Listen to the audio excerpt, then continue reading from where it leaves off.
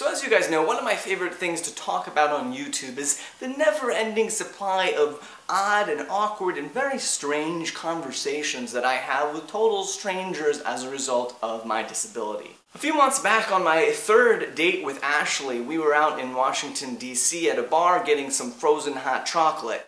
I know, it's a total oxymoron, but somehow it makes sense when you're eating it. You're like, wow, this does taste like frozen hot chocolate. And this guy sitting beside me at the bar, he's like, oh, so how come you have those sticks there? And I was like, oh, actually I have one leg. Like, I guess he didn't notice that. And I kid you not, this guy's like a grown man. And he looks down, he's like, oh, so how long do you think it's gonna take before that leg grows back?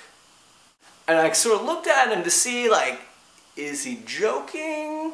But he wasn't, like, he was serious.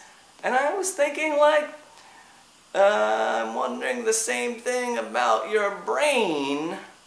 Like, when is that gonna be growing back? I'm not sure. But that definitely rates very high on the all-time stupidest questions list.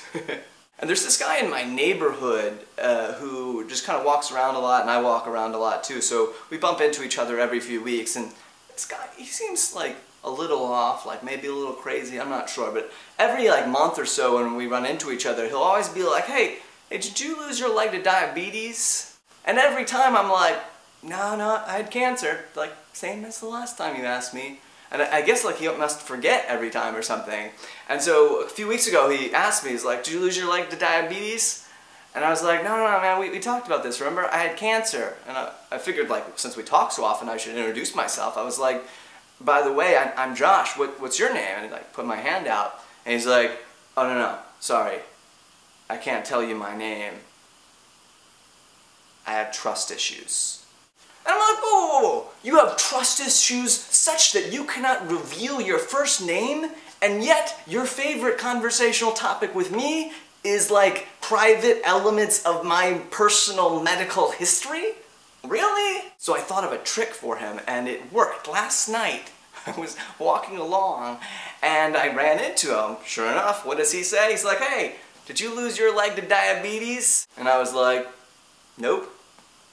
And he's like, well, what happened to your leg? And I was like, I'll tell you what happened to my leg if you tell me your name. And man, he was like so confused. I could tell like just the conflict in his mind. He's like, oh man, I desperately want to know what happened to his leg, but oh man, if he knows my first name, like all of my trust issues will be broken, and like the aliens will come, right? I don't know like what he's thinking. I'm not sure why he has these trust issues, but he was like, yeah, no, sorry, can't tell you. And I was like, well, yeah, man, I guess I can't tell you either. Oh my gosh, the conversational entertainment hilarity just never ends. We should hang out sometime. AMPUTEE